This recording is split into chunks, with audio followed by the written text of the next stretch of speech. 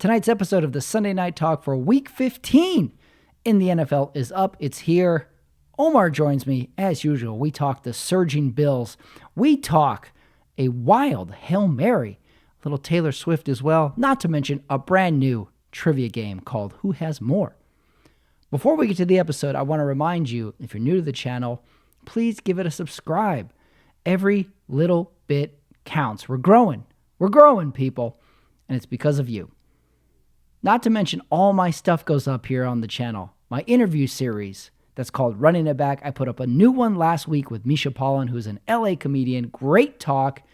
And all my stand-up clips are up there. Not to mention the movie series is up there as well. So go check it out. You're bound to find something you like. Today on the show, Omar Carmona joins me. We're at week 15 in the NFL. It's a long season. We break it all down. Not to mention, Christmas is coming up. We talk about it all. It's all right here. The Sunday Night Talk starts right now.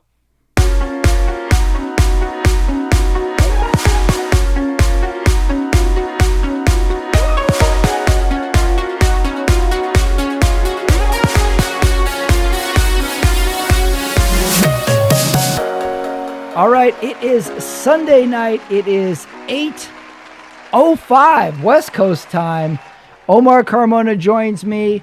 The Sunday night game, Baltimore-Jacksonville, is still going on. So I thought this would be a better game. I don't think it really has been.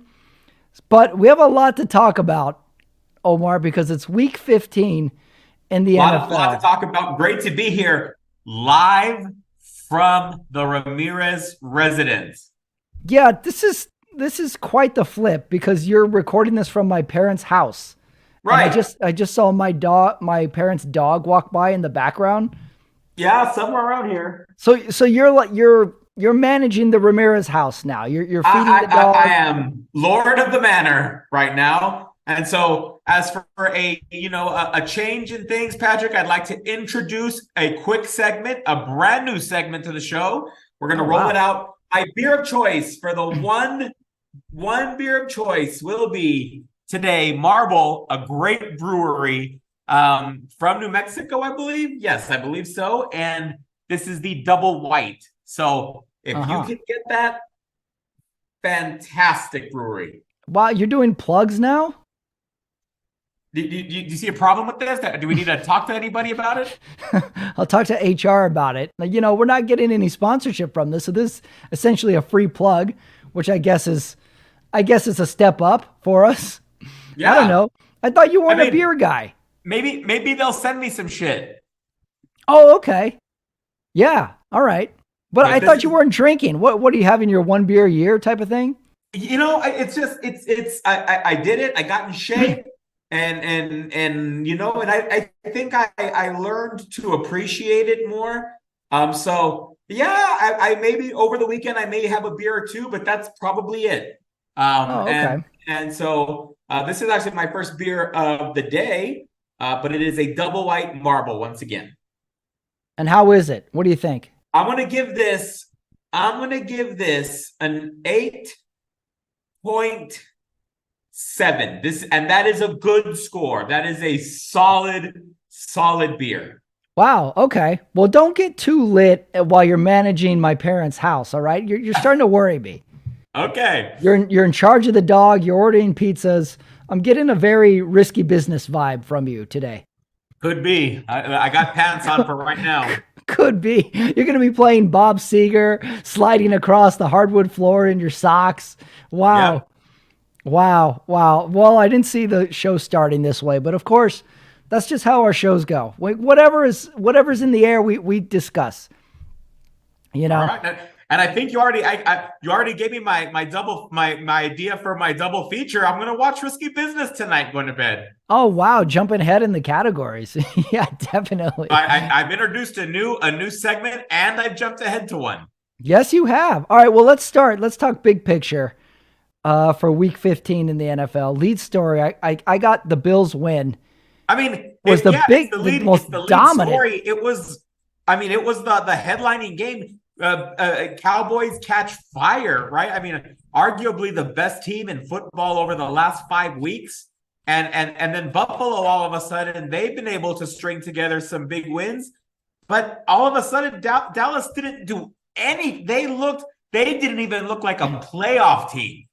They looked tired. They looked like it was a complete, I was going to say trap game, but the Bills are good. I don't know if it was a cross-country trip thing or what, but I think we just need to come to terms with even though the league added the one game to the regular season, it seems like they added a month to the regular season.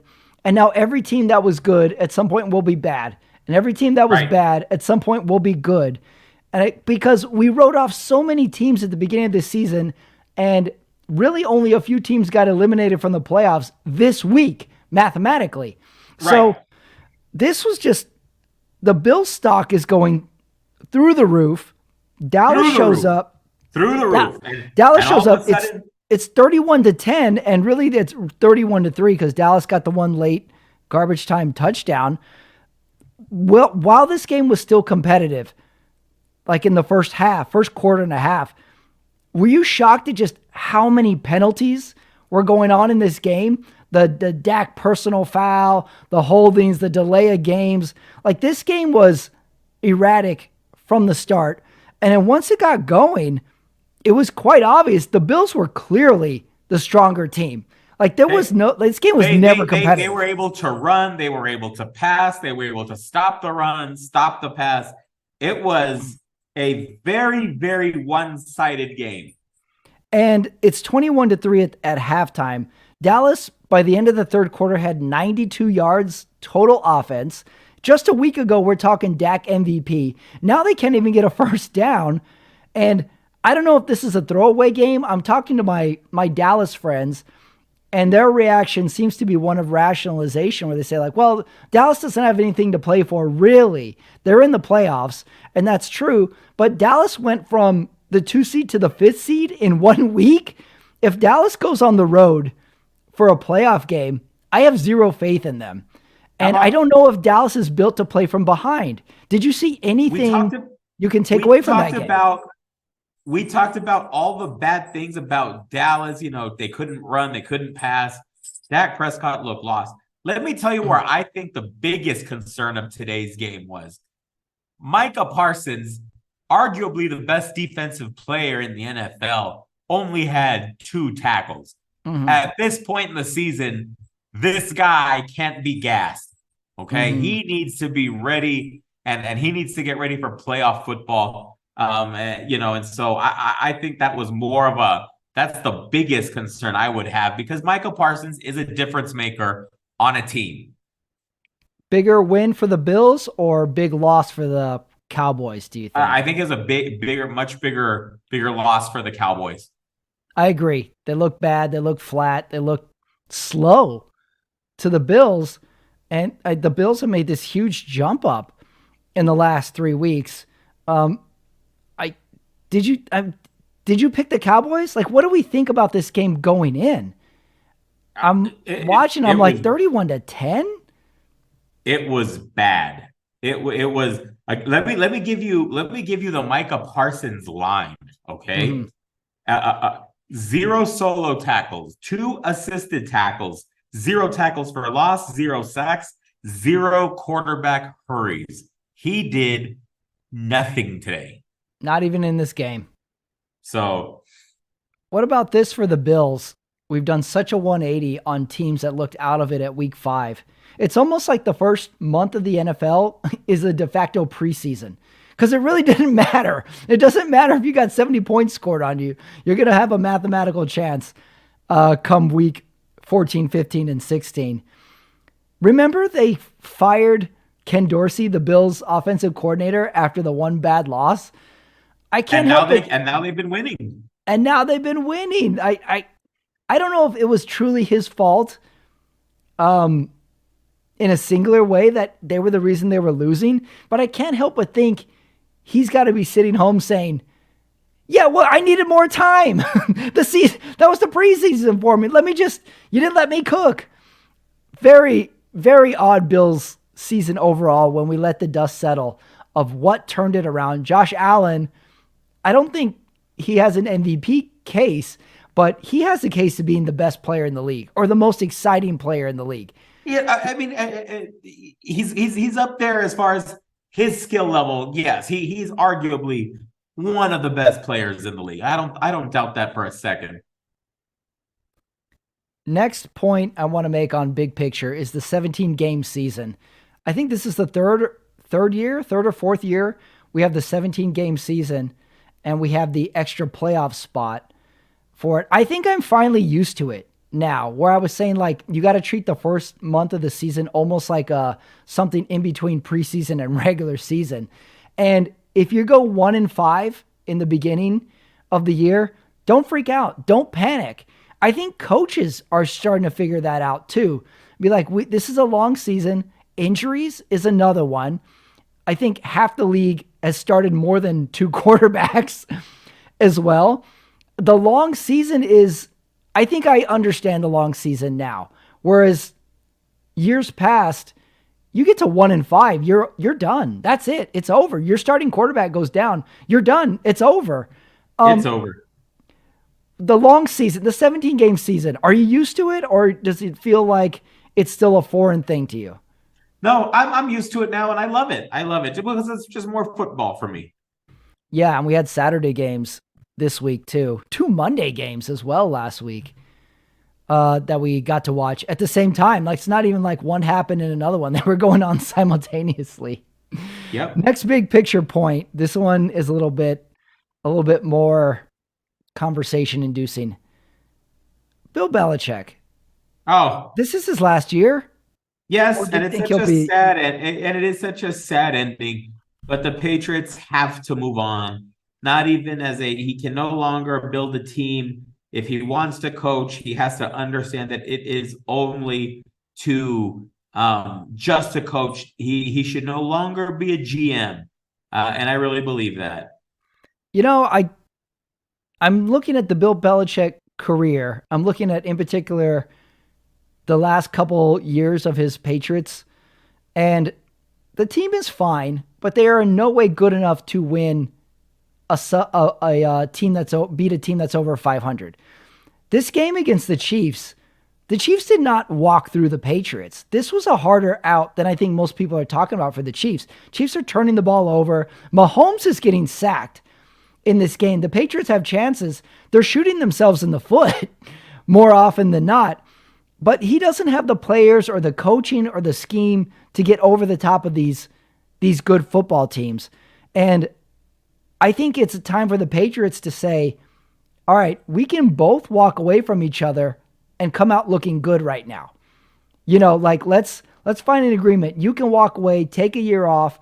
We can say, you can say you retired, and it can look good. So then I thought, because he's so close to Don Shula's record, he needs a couple seasons of decent seasons to get the record. Where do you think Bill Belichick lands?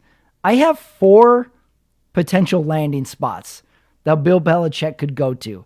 I want to throw them out at you, and I want you to tell me pros or con to each one. Okay. All right. The first one, the most obvious one, the Chargers. They fire Brandon Staley this week after the Raiders score 64 points. Omar, I can't tell you how much I wanted to get them to get to 70. I was like, how crazy it would be if we had 0 points one week and then 70 the next. It'd be like, who scored the most points this year? The Dolphins and the Raiders. Yeah, that would have been so cool to say that the Raiders have averaged 35 points over the last 2 games. Right. A team that was averaging less than 20 points a game for the first 5 games somehow got 64 points. So let's talk Chargers as a potential Bill Belichick landing spot. They got rid of Staley. They have a talent in Justin Herbert. They probably would give him the reins to pick players and be a voice in the GM. What's the negatives of coaching the Chargers? I think that's a logical landing spot because, like you said, they also fired their GM, right? So that would be something that may interest Bill Belichick if it is that's what he still wants to do. But again, I still don't think that any franchise would benefit with Bill Belichick being the general manager of the organization. Next team, Arizona. You got Kyler Murray. You've got chances that the Cardinals will give him free reign, I would think. What's the con of going to Arizona? I don't know. I don't know if you do have stability at quarterback in Kyler Murray. Okay. I don't know if Bill Belichick would be able to coach Kyler Murray. I wouldn't be possible. I don't think it'd be impossible because, obviously I think Bill Belichick is arguably the greatest coach in league history, but I don't see that. And I think it's possible, but it is kind of getting a little more unlikely as weeks go on that the Arizona coach stays on for at least one more year. I was watching that Arizona game and they kept showing the Arizona coach, and I'm looking, I'm going like, I have no idea who that is. Right. I don't know his name. If you showed me a picture of him in an Arizona hat, I'd be like, oh, that's an Arizona fan. I have no idea who the Arizona coach is. Other thing, the con with Arizona is like, I don't feel like Kyler is a Belichick guy. I don't feel like he would have picked him as his quarterback. So I think they would want to rework the team itself if Belichick was like, hey, what's up with Arizona? Next potential landing spot, Washington. Ron Rivera is on his way out. I think that's obvious. New ownership with Washington, with Magic Johnson and his group. What about Washington as a landing spot? I think it'd be great just so he could bring that.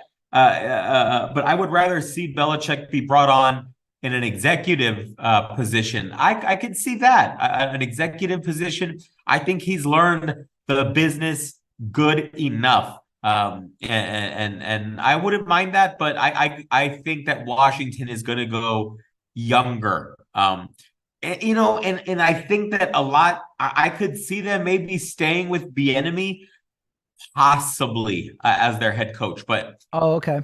Mm-hmm. But I don't know. I don't see the franchise quarterback also in Washington. I don't think it's going to be Sam Howell.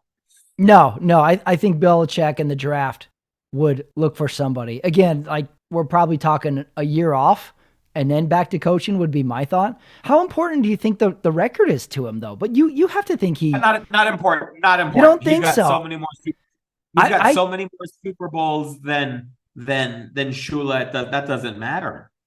I disagree. I think he's a competitor. I think he wants to win. If the record's in reach and he's still physically able to coach, I think he wants it. I think he says, hey, I got 2 good years in me. I think it's important to him. I've heard a lot of people say, like, why would he try for this? But he's a competitive guy. I think he wants the record. Last potential landing spot, Las Vegas. They need a coach next year. What do you think? Again, Las Vegas. I don't think Las Vegas would want to make that move. I think they'd be looking for a younger coach. And I do think that they are going to be looking for a younger coach. I think we're going to see a shift, and we're looking for the next Mike McDaniel. The unsuspecting, just the play caller, the Sean McVay play caller that fits that Kyle Shanahan mold. At the end of the day, that Bill Walsh coaching tree, because these are Bill Walsh descendants, if you will. Okay. I think that is going to be just the real X's and O's. Again, I'm hoping for a lot more minority coaches because look what DeMeco Ryans is doing. I'm still excited about Robert Saleh in New York. But you're excited for that? You're excited for the Jets season that he had because of the color of his skin? Hey, given the fact that they had Rodgers for 45 seconds, I don't think they did that bad. They did win that game. They've gone through. And also there's some other spots that, you didn't mention in these 4, but, I don't know if he would go, if we're talking Belichick, but I just think open spots in general, I think if the Bills tank, don't do well to get hot and maybe get a couple wins in the playoffs, I could see McDermott out. Yeah, but no way, not within the division. The Patriots would never give up something and get it against the division. I don't think there's right. any Oh yeah, chance of and that. that'd be that's yeah, absolutely. But I mean, if you're firing him, then No, yeah, it wouldn't be a fire. It'd be some sort of mutual agreement to where they why both. so if the Bills are offering him a job, why wouldn't he take it? If he is, yeah, if he's out of the league for a year, I mean, I would think if I'm the Patriots and they're coming to some clause or some contractual agreement, I would have, this isn't uncommon, a no compete clause. No, but like you can't like coach anywhere in the AFC for 5 years. Again, but if you run him out of your team, you can't tell him to. If he's under contract, they might. It would depend. If right, but that's what I'm saying. He wouldn't be under contract anymore. If he won't resign. They'd have to terminate the contract. So all that stuff wouldn't matter. Secondly, what about the Giants spot? Brian Dable, I could see, I think that they disappointed this year. The Tennessee Titans, I think Mike Vrabel disappointed this year. Yeah, I think the ownership is going to be a big determining factor for him if he goes anywhere, because he wants control, and it has to be an ownership that is willing to give him the control. The young coach thing, though, I don't think that would be a determining factor, because we're talking a 1 or 2 year deal for Belichick. This isn't your franchise coach. And if someone's young, they're young. You have time to get these coaches. So I think if he says like, hey, I want to coach, Dick Vermeil was an example of this. Let me come back and see if I've got something left, and it'd be fun for the organization. And I think it could be good. I think the Chargers is a real possibility after a year off, to where he's out of the league, he's gotten time, and then he comes back just because of the Herbert thing. I think there's talent there, and it's a division that I think can be competitive. I wouldn't mind seeing him giving it one more shot. I don't think it's going to be with the Patriots. To get the record. He'd have a spot for his vote. Next topic, quick MVP race rundown. All right, big coming out party for Purdy this week. He is the front runner now for the MVP race, I think. Who's second? But he just said he believes it's CMC, his teammate. And I think there's something to that. I think that because CMC is so versatile, arguably the best wide receiver on their team, he may be the MVP, and I think his skill set allows Purdy to do so much, but that cannot take away from Purdy. Brock Purdy is very close to the MVP race, but I still think he's just trailing CMC by a sheet of paper. How close do you have Tua in that race? Not far, but not quite there in that top echelon. Would you say you have Purdy 1 and McCaffrey 1A?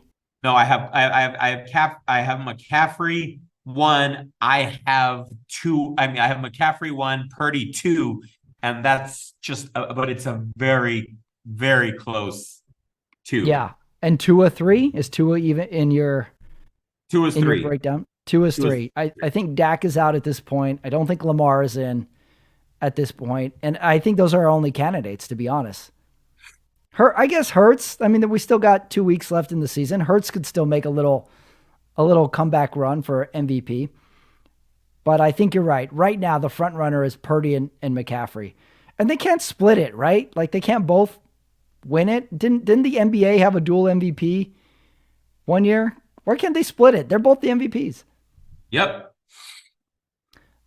And last point in big picture before we go to the games, the revealing or the unveiling of the top 8 plus 1 this week after week 15. All right, here's what I got. I got number 1, San Francisco holds the number 1 spot. Miami, number 2. I'm jotting down that Philly's going to win tomorrow. If they do, I have them 3, KC 4, Dallas drops down to 5. I got Buffalo 6, Baltimore, then Detroit, and on the outside looking in, Cincinnati, Cleveland, and Jacksonville. That's my top 8 +1. I got like Dallas dropping to 5, but they could very well be number 8. I'm not gonna take exception with that list. Yeah, I think Buffalo's the big wild card in that top 8. Detroit looked good against Denver, but then they also have the potential to to fall flat. But in that top 5, I got Dallas a very reluctant number 5 after today. Cleveland is feisty in the outside looking in spot. Cincinnati is feisty. I got a lot of questions about Jacksonville. Like, we'll talk about their game in a moment. But when it comes to the big stage, Jacksonville has really floundered over the next couple weeks. And I'm a little nervous about that for Detroit too. Big playoff game type of atmosphere of like, are they going to be sharp when the pressure is heightened like that? Those are my question marks. So that's my top 8. Seems like we're in agreement of the top 8. San Francisco by far is our number 1 this week. There isn't a lot of debate. Last week we debated a little bit, but San Francisco today they didn't miss a beat. All right, let's talk the games, and let's start with San Francisco. They go to Arizona, which they had a ton of fans at this game, at the Arizona game.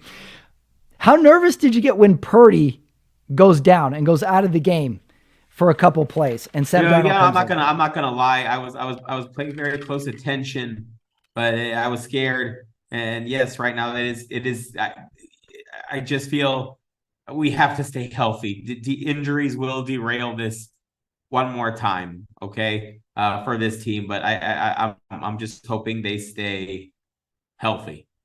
Yeah, once that happened, I was like, oh, great. Here comes the injury that we have to talk about. It looks like he got a stinger, not head-related, not concussion. He came back after, I think Darnold was only in for 2 or 3 plays, and Darnold looked fine. But that one TD pass to Deebo Samuel from Purdy, I think that's the MVP clip. Did you see that play? Unbelievable play. Yeah, I don't know how anybody else in the league throws that pass, and then I don't know how anybody else in the league catches that pass either. Unbelievable play. Arizona is playing like every game is essentially batting practice too. As soon as Kyler Murray gets out of the pocket, he just either runs or throws a bomb. Like, he doesn't really care. It's no choice. Just flips it up there. He doesn't really care, which, back to my Arizona is just a fun team to watch these days. But they killed them 45-29, like big points on the San Francisco side. And then what's going on at the same time of this game is Washington, LA Rams.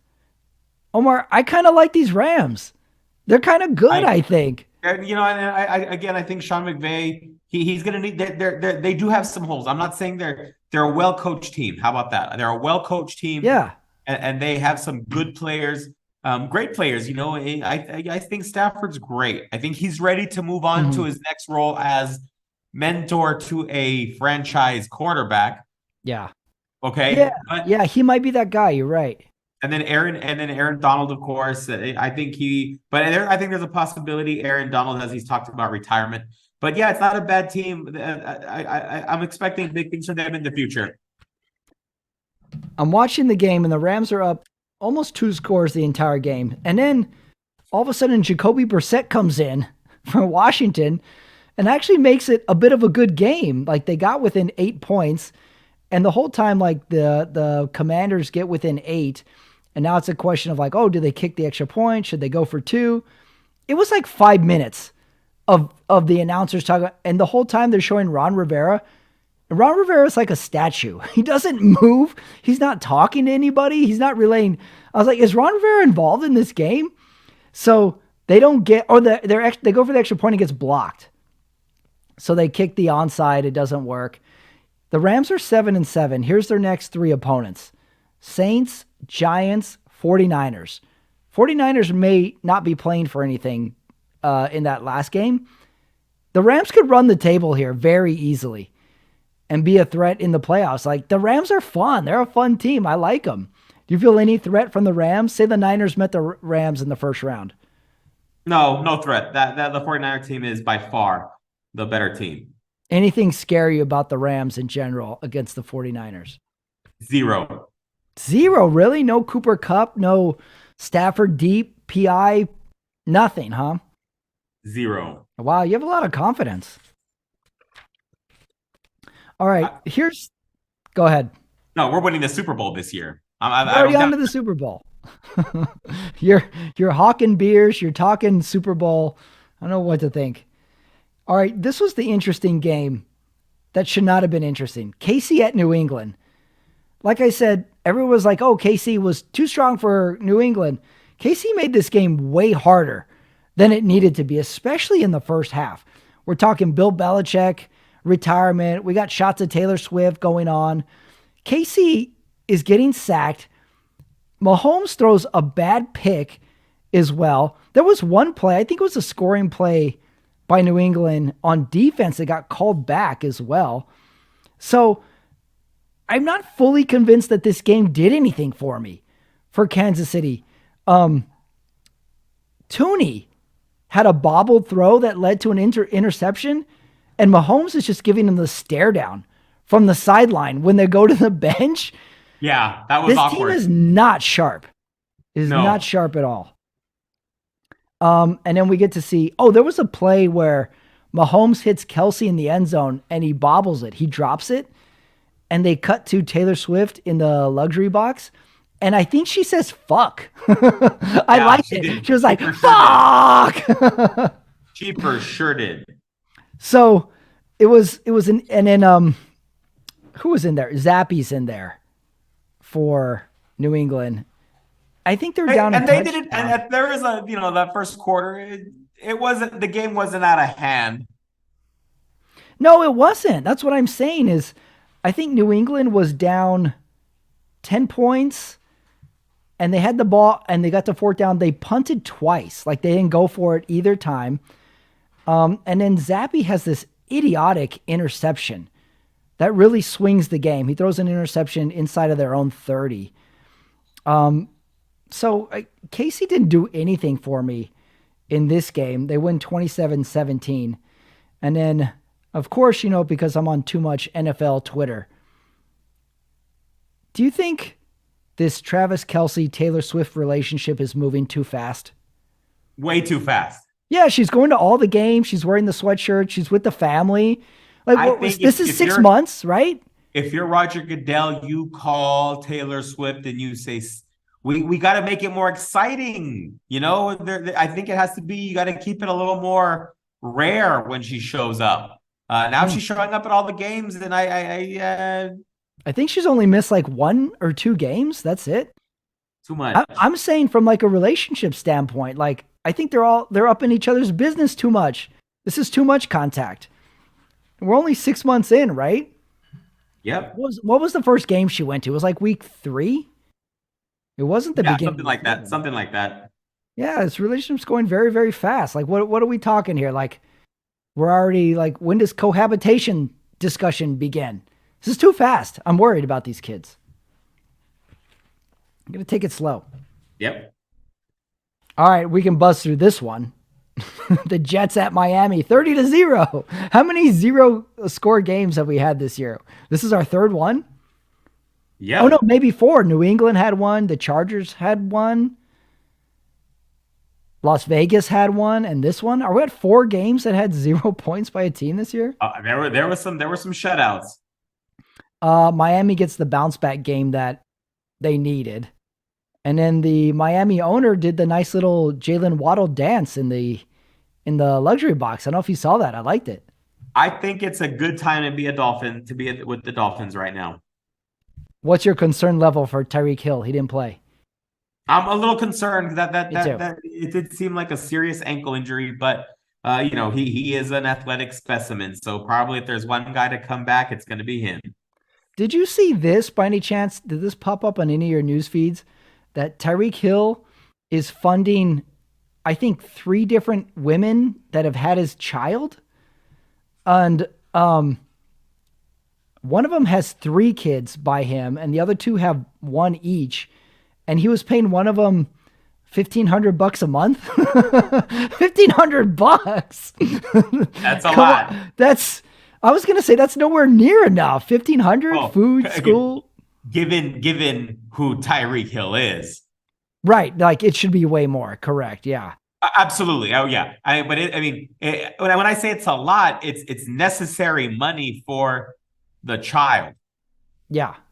Yeah, it's necessary, but I think 1,500 is not enough, would be my thought. But we got a real Cromartie on our hands here. Tyreek Hill. Too much. All right, next game. This one ended up being fun. Houston at Tennessee. Both teams we thought had a shot, but then I think we watched them play for 3 quarters. Like, no, they don't have a shot. I'm fine with calling Tennessee the Oilers for the rest of the season too, by the way. I will say this though, that uniform, and I love the field design. I love the way the side walls were at the stadium today. I think an excellent tribute to the Houston Texans coming to Tennessee today. Yeah, maybe that's why I watch this game so much, is I like the uniforms. At some point, Hopkins, the receiver for the Oilers, I'm just going to call him the Oilers, was putting on chapstick on the sideline. And I think it helped him. He did it for like a minute straight. They kept the camera on him. Goes into overtime. The Houston Texans get a walk-off game touchdown, only to be called back by a holding call, but they get the field goal anyway and they win in overtime. I was convinced this was going to be the story of the week, was a penalty bringing back the game winning, but they win. For some reason, CJ Stroud wasn't in. Do you know why he didn't finish the game? He got hurt. Did he really? He got hurt. Case Keenum finished the game. Some more injuries. Here's a quick one. Atlanta at Carolina, 7-9. Terrible game. Terrible. I think what they say, like just a few hundred people were there, a few thousand people. But one thing, they did win. They were going to make a reference on my costume of the week. That black Carolina jersey. You liked it, huh? And helmet. I love it. It's clean. This game was purely for, number one, gamblers, and number two, this would have been a great game for the attend the game promotion. You know, like baseball stadiums have like, oh, it's bobblehead night. It's mini bat night. You know, this was the game to have a good promotion to get people in the stands. Like, oh, get a tote bag promotion, because there was no reason to go to this game. Not only was it Atlanta and Carolina, it was raining. Like, why would you even go to this game? That was right. That was rough. Good thing it's over. New York Giants at New Orleans. All right, how quickly did we go from, all right, you tell me the next one. We went from Dobbs to DeVito, and now who do we go to next, you think? Because DeVito stunk. He stunk, but I don't think you have a choice as far as DeVito. There's just nothing else there, and they just gotta. I think there's going to be a total rebuild in New York again because they just can't seem to get it right. DeVito was a fun fling. You know, that was kind of like one of the Hollywood actresses that has a lot of boyfriends. We're like, okay, Dobbs. We dated Dobbs for a while. We all liked him. Oh, we thought that was the guy. Nope. Now we're going to DeVito. Oh, DeVito, his family's in the stands. Nope, he stinks. We'll go to someone else. Maybe Flacco's our next flavor of the month because he was good today. New Orleans 24-6. They beat the DeVito Giants. But man, I was liking all the DeVito content this week with the family members and the agent who looked like he was Dick Tracy. I would have liked one more week of DeVito Mania, wouldn't you? That could have been okay. I would have been okay with that. All right, Tampa Bay at Green Bay. Omar, I put a star by this game in the morning, and I was like, watch. This is the Baker Mayfield game. You watch and see. And sure enough, it was. And he couldn't be stopped today. Here's his stat line. 381 yards. He threw 22 passes. Not even a lot of passes. 22 for 28. 4 touchdowns. I don't even know who has the most yards in a game this year. Because oddly, it hasn't been super high. I don't think we've had any 500-yard games. Baker, 381 was really impressive. And it's not like it was a total blowout. It's 34-20. Green Bay has been game for all these games. That they put up a fight. If you're Green Bay, though, Omar, has Jordan Love done enough to be a quarterback next year? No, he has not done enough. You're not convinced? I thought he looks good in a lot of things. He does. I'm not saying he hasn't. He's in the running, but I still think they still have to see more from him. I don't think you can say he's the guy moving forward for sure. Mm-hmm. If he's mediocre in the next 2 games, you're looking. What are you looking? Draft, trade potential, check, see what he can get in the market. What is this his 3rd year? I think so. I don't know. I don't know what What's they're the going to rookie do. contract? 4 years? 3 years, I think. Oh, 3. So he is available to shop around if they want. So not enough for you, huh? Just not yet. Okay. At first I wasn't gonna say he's done enough for him, but I think you're right. I was like, we at least need to go through this season and then see what his off season is like. Some flashes.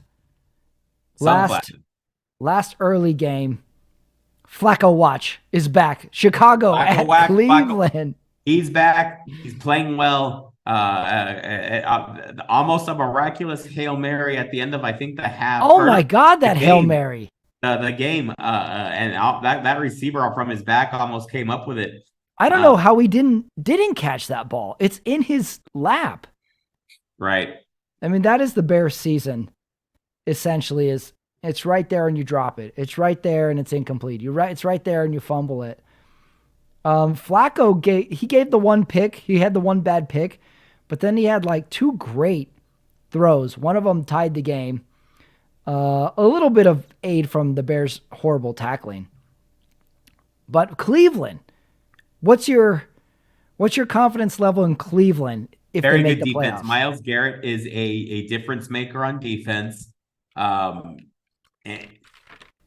So I think that defense can play, and Joe Flacco just keep it all together, right? Do you think Cleveland has a shot against someone like Kansas City?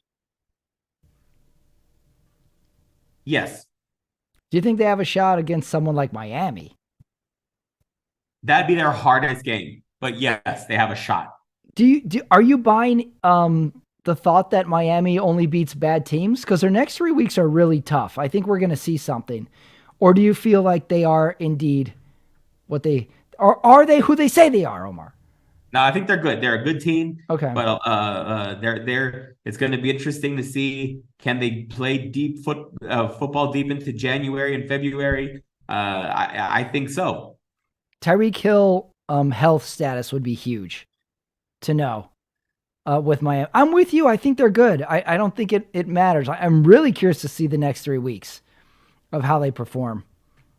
It'll be interesting. We talked about it earlier. We had Saturday football this week. 3 games, which let me tell you how much I watched. I think I watched half of one of them. And then I listened to some on the radio.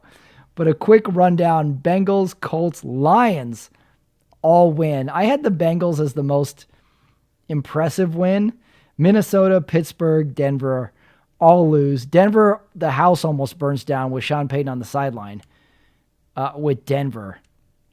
So, most impressive win? What do you think? Bengals, Colts, or Lions? Bengals. That was a tough game to win. Yeah, that Browning guy, I think can run this offense. Like we might have a Jeff Hostetler, Nick Foles situation on our hands where you're like, yeah, he's a backup, but he's okay. He's fine. Had some really good throws. Yep. And then next Saturday we have games too. This is really stretching this out. Okay. Any other thoughts on Baltimore, Jacksonville? Because I'm kind of worried about Jacksonville. Jacksonville did not look great. They really didn't, and they could not stop stepping on their own foot in the first half. They had a missed field goal. They had 2 missed field goals. They had a Lawrence fumble inside the 30. And then the second half, it was all the same stuff. They couldn't get a touchdown. They'd get 2 first downs and punt it. It was not great for a Jacksonville offense. And on the defensive side, Jacksonville was getting to Lamar. I mean, since he's Lamar, he got out of, I think, what would have been 3 more sacks. And he has like the get out of the sack, throws it downfield, where Chris Collinsworth goes absolutely out of his body. He was like, oh my God. And then Tirico has this weird interaction. Was like, what does this remind you of? And Chris Collinsworth says, Fran Tarkenton. Oh, and that was. And he catches himself and he goes, Michael Vick. I'm like, right. Fran Tarkenton. Yeah. That was weird. How he loved that last play, that big catch from Lamar Jackson to Isaiah Likely when Lamar evades. Wow. I just think it's a little overkill.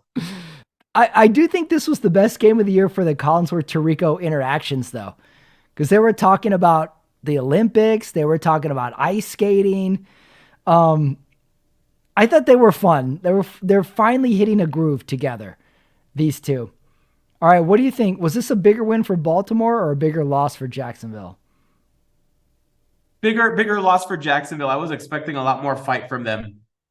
Yeah, I really thought so too. Like, it's almost, if they get down early, they can't play from behind and catch back up. They're not built that way. It was a really uneven first half too, with all the penalties. And Jacksonville totally bungles the end of the first half. They throw a deep ball, no timeouts, inside the 5. There's like, it's 15 seconds and they don't spike it. Lawrence throws a ball in the flats. The guy gets tackled. Time runs out. Like, what are you saving time for? Spike it. There was a stat they had that they had 4 straight drives where they went inside the 40, made it inside the 40, and came away with 0 points. And it went to halftime 10-0. It's not like this game was a blowout. They could have had 10-3 or maybe in 10-7. It's like, let me not spike it and throw it to the flat so you can get tackled inbounds. Insane, Jacksonville. Not what you want to see from a team when you're going to the playoffs in 3 weeks. Right. All right. Now that we've established that Lamar Jackson reminds Chris Collinsworth of Fran Tarkenton, it's time for the trivia game for Week 15, Omar. You know, I told you I spent too much time considering the Travis Kelce Taylor Swift relationship and online rumors and what she's wearing to games. Today I thought she looked good. Really simple Kansas City sweatshirt and like a beanie, which I thought was a Santa hat at first, but it was just a red beanie.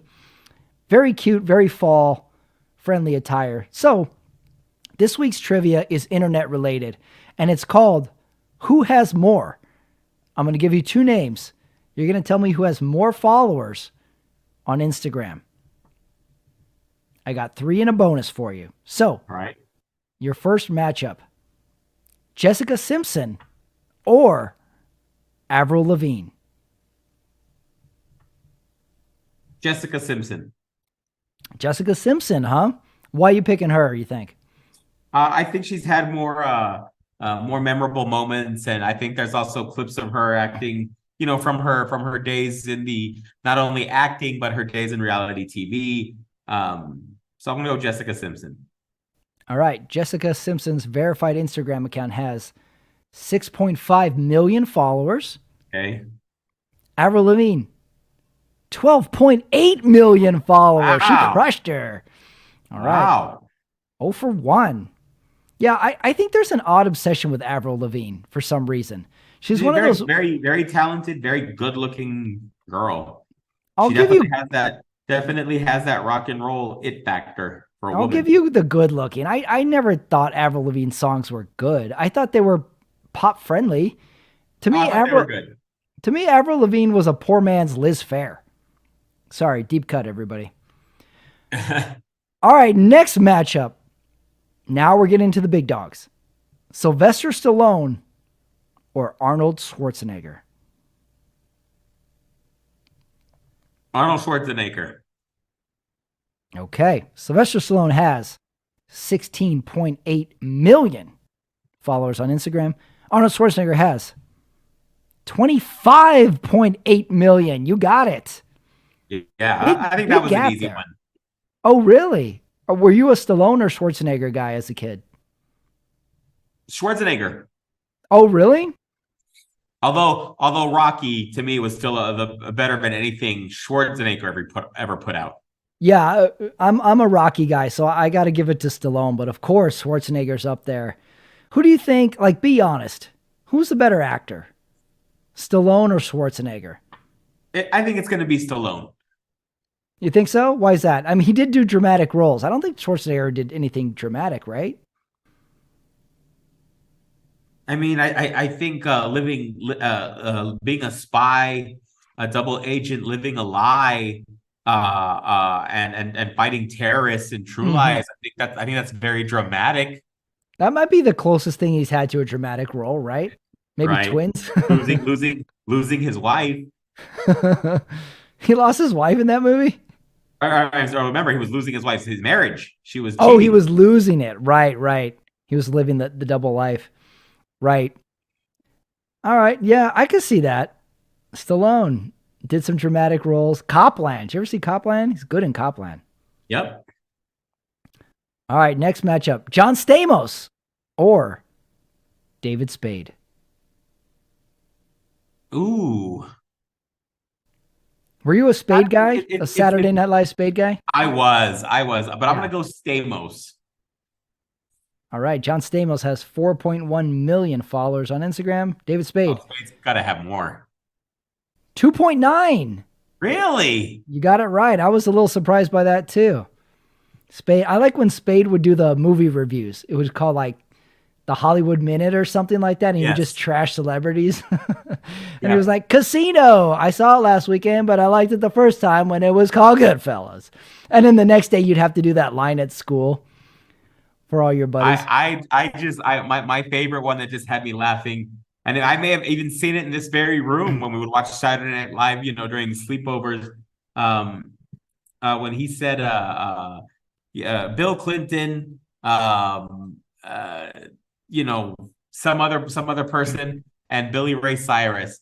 Everyone who's going to have a career next year, please take one step forward. And he goes, not so fast, Billy Ray.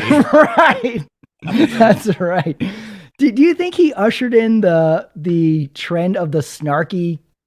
Oh, yeah, like, he was like maybe ushered in almost like the alternative comic, because before him, like it would have been like a Woody Allen type, the little nebbishy, smart ass guy, and then David Spade took the reins from there. Like he had to be.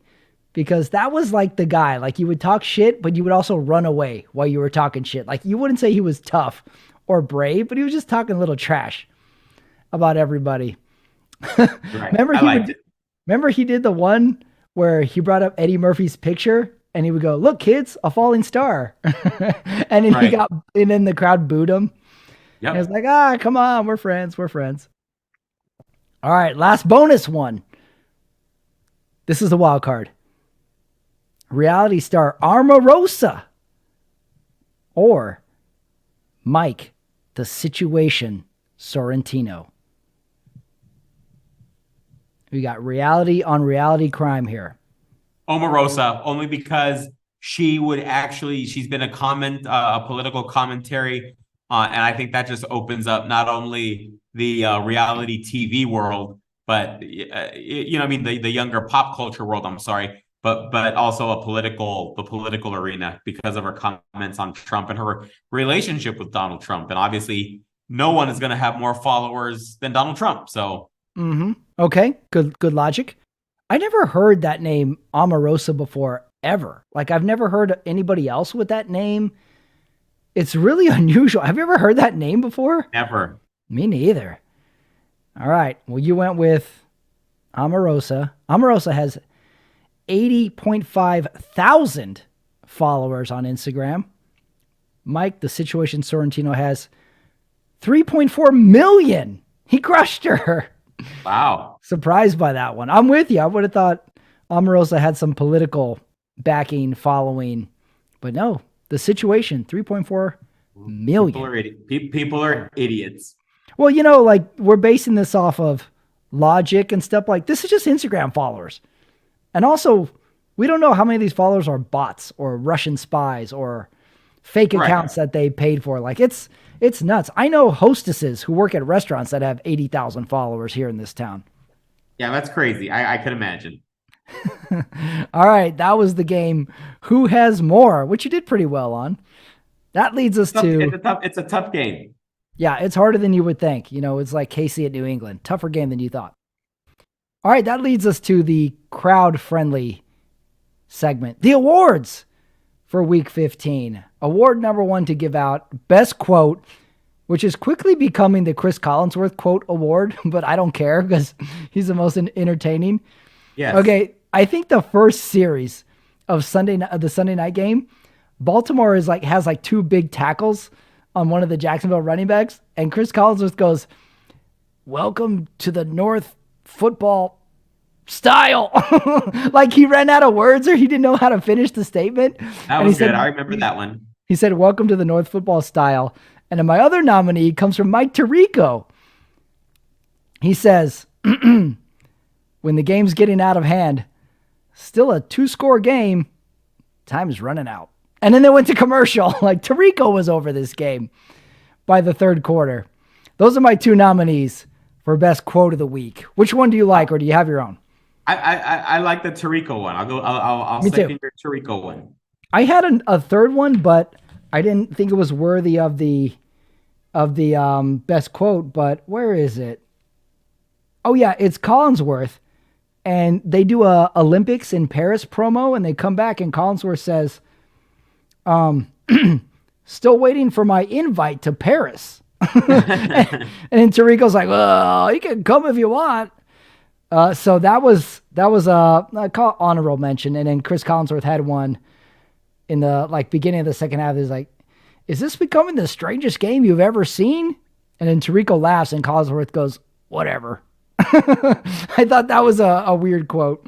Honorable mention. Next award. This is the Hot Take Award. And I've got 3 nominees. Hot take number 1, Baker Mayfield makes the playoffs and lays a complete egg in the first round. There's no way he wins a playoff game, but he's going to come in hot. Nominee number 2, let's just say it right now, Buffalo San Francisco Super Bowl for the 23rd year of predicting. I'm going to second your hot take number 2. That's the hot take I want to hear, Pat. Yeah, who is beating Buffalo? Looking at them today, no one's beating Buffalo today. Kansas City, no. Baltimore, no. Miami, no. They were so strong today. And then last nominee, because of their record in dropped games, they're going to have to play on the road. So that's something to look out for. Yeah, good point. And my last hot take, McCaffrey and Purdy split the MVP. I like that. Let's do that one too. I want that to happen. Like, it makes sense. Like, these guys are both the best players. Let's split it. All right, you're going with that one. I agree. Award number 3. This is the Best Innovation Award. I got 2 nominees. Number 1 is adding the 7th playoff spot. And that one's kind of controversial. I'm not sure I like it or not. But it does make NFL interesting to watch for the whole entire season because no one's really at. The Raiders were still in contention up until the Cleveland win today. Right. And in my other best innovation, I went outside the box. How about the college playoff as the best innovation? People don't know when we were kids, when you and I were kids, you would play the college regular season, you would have bowl games, and you would vote who was the national champion. You wouldn't have games. You just voted like, oh, number 1 played number 3. Did they win? Yeah, they won. Okay, they're the champion. What about number 2? Yeah, they won. Yeah, they're number 2. That was it. That was our determining factor figuring out the national championship. And then remember when it was a computer system? A computer system did the rankings? And be like, oh, what's the computer thing? The computer doesn't know. They don't watch these games. And finally, we have a playoff. So I went with best innovation, the college playoff, even if it stays at 4 teams. I don't care. I like the ability for stadiums to change their field design. I love looking at that Houston oil. Oh, you like the oil derrick thing? Yep. It was kind of ironic they were playing the Houston Texans too. Yep. You know, so you like that they changed the field emblems? Yeah, I like that too. It looked almost AstroTurf like too. Like it didn't look like field turf like the other ones. I'm like, this is a throwback to the Astrodome. I like it. Yep. Next award, the Cringeworthy Award. Couple nominees here. First Cringeworthy Award.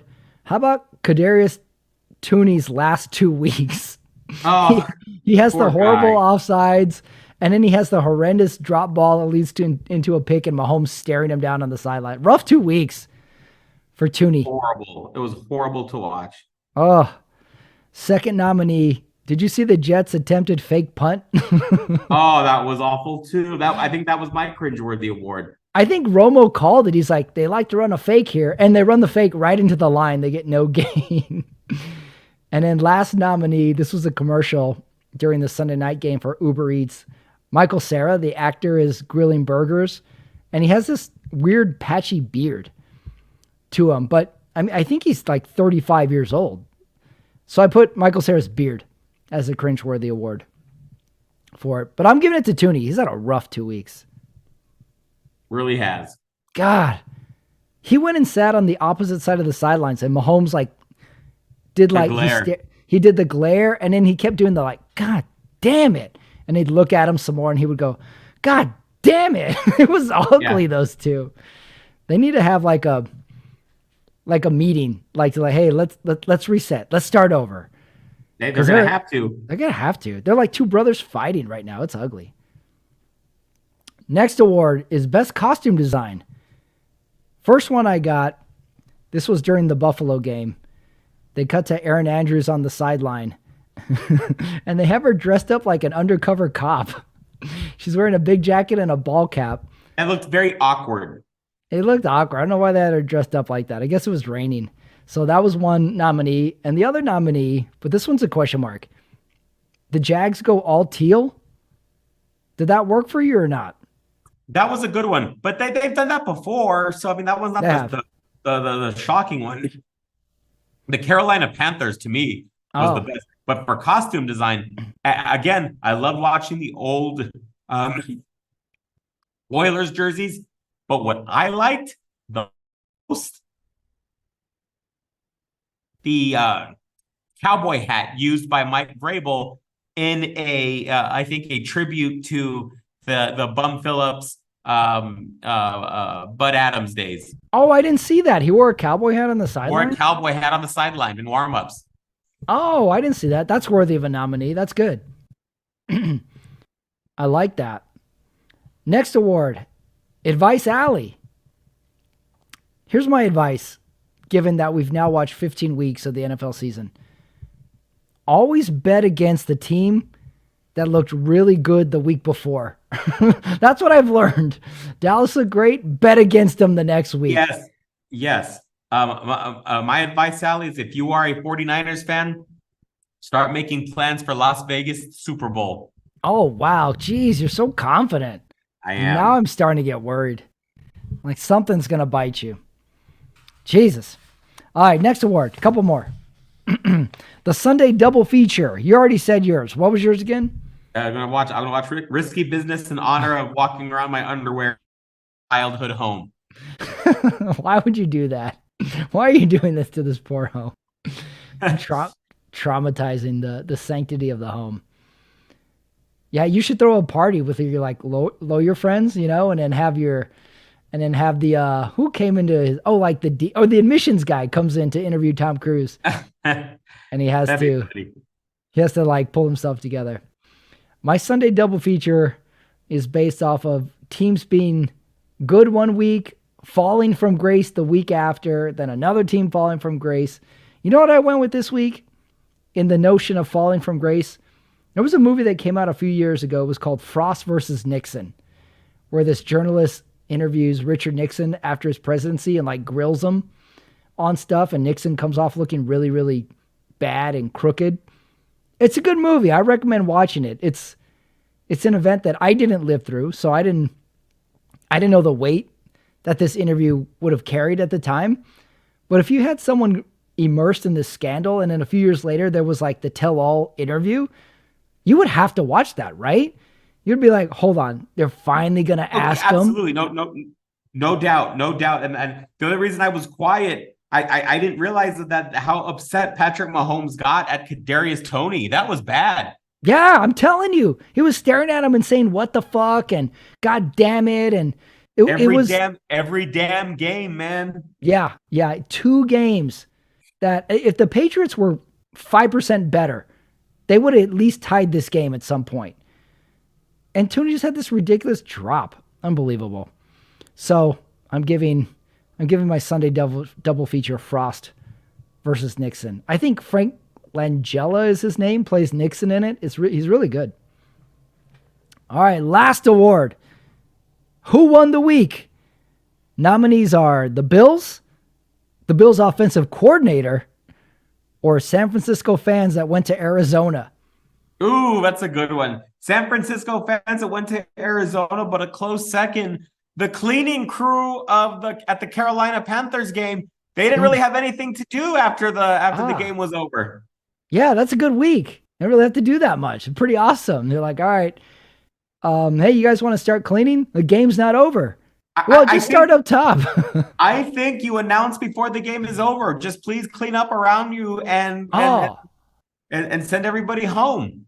Yeah, that's good. Like, as a courtesy to the staff, will everybody just take a piece of trash with them? There you go. Yeah, and how about that? We need to do that as a future innovation. What do you mean? Announce to take trash with you? You got to take trash. You got to take your trash bags like the Japanese and the Koreans do at the World Cup. Oh, they do that? Wow, they're better than us. Oh yeah. Yeah, what about just a big bin, like at the movie theater, the big trash bins at the door as you're leaving? Like, we need more bins and people can just throw their stuff in there. Oh, that'd be good. That would help out. Of course, we will have eliminated many jobs from doing this. It's like, we don't need you anymore. Our fans are too clean. The cleanup crew for Carolina, that's a good one. I'm going to go San Francisco fans that went to Arizona. Like, if you're a fan that travels to an away game and you get to watch a win, that's pretty great. And you get to watch your team score 45 points. That'd be good. That's pretty good. Flights to Phoenix are easy, too, if you're coming from the West Coast. Oh, no problem. No problem there. Yeah, no problem. All right, those were the awards. That leads us to 1 game left for Week 15. That is the Monday night game. It is Philadelphia at Seattle. Philadelphia needs to bounce back. Seattle needs to make a case to get in this playoffs or not. Omar, Philadelphia's on the road. Predict the game. It's going to be Philadelphia. Philadelphia's got to show me something, and they're going to want to try to keep pace with the 49ers as best as they can, because I think Philadelphia has to understand that their only chance to make it back to the Super Bowl is they have to play at home. Do you feel Seattle spicy at all? Like, do you feel like there's any chance of a Philadelphia slide here? Not at all. Really? You're very confident I am. On Philly. All right. Well, throw it out to me right now. NFC Conference Championship. Who are the two teams? We already know you're one. It's going to be a Dallas. It's going to be a Dallas at San Francisco.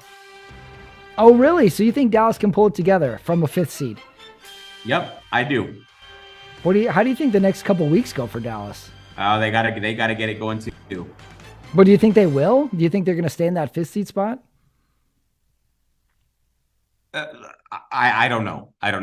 Not confident. It doesn't sound like you're confident in Dallas, but do you think they'll make the conference championship? I do. I really do. Huh. All right. That was Week 15. I can't believe we're at Week 15. 2 more to go. Christmas is coming up this week. Saturday football. I'm sure there's a Thursday game in there somewhere. Omar Carmona for the Sunday Night Talk.